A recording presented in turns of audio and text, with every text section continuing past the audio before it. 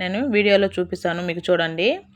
Apples, banana, కిస్మిస్, అట్లాగే బాదం పప్పు, పిస్తా పప్పు, అలాగే మనకి దానిమ్మ, ఇవన్నీ మిక్సీ గ్రైండర్లో ఒకసారి వేసుకోవాలి.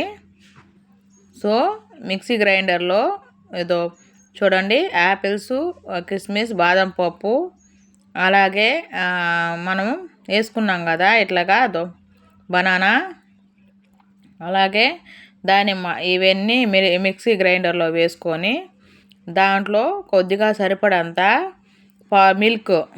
మిల్క్ అనేది మనం వేసుకోవాలన్నమాట. సో మిల్క్ వేసుకున్నాక గ్రైండర్ వేసుకోవాలి. గ్రైండర్ వేసుకున్నాక దాంట్లో కొద్దిగా చక్కెర వేసుకొని పిల్లలకు కానీ ఇస్తే